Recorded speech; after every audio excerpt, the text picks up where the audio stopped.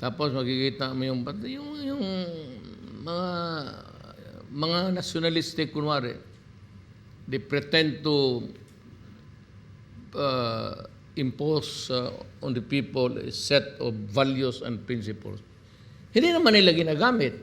They do not practice it, they do not adopt it, they are just mouthing it, but they are kasali doon. Kung ilabas mo yung sa Congress, makikita mo talaga kung sino ang Pilipino. Malaman mo na walang Pilipino dyan. Ayaw ko kung anong tribo nila. Kaya yan, the only way to know the truth is to make public the information which is mandated by the Constitution to be given to a citizen who wants to know saan yung pera ko? Where are the taxes? Kaya kung hindi ko alam na wag na tayo magbayad ng tax. I suggest, kung hindi ibigayan, you follow me, I will not pay my taxes anymore. Pero wala naman akong negosyo. Huwag na kayo magbayad. Palamin mo muna kung saan mo ginastos yung pera ko at magbayad ako.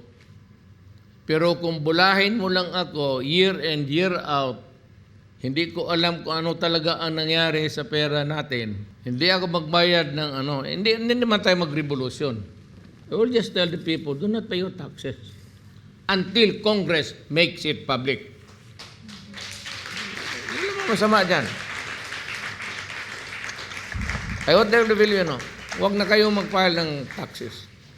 Sabihin mo muna sa Congress, pagbayad kami ng taxes, make it public kung saan ang pera namin. At magkano ang nakukuha ninyo.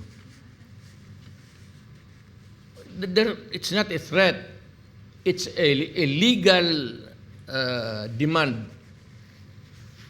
Let me know where my money went or how it was spent.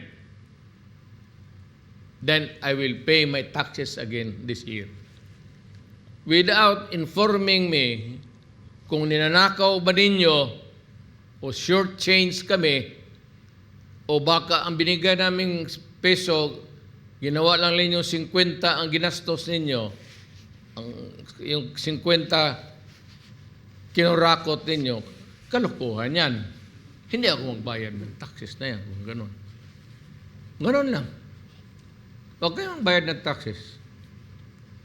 Sabihin mo lang sa BIR, pati yung hayaan mo ang korte mag-idemanda tayo lahat. Kung ilang milyon tayo hindi magbayad, baski ba 50 million Filipinos hindi magbayad ng taxes, hindi na kaya ng korte yan, hindi kaya ng prosecutor yan, i-prosecute kayo. For what?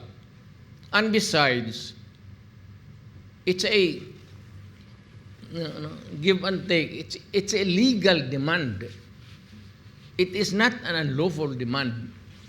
I-publish lang ninyo, open the books so that we will know.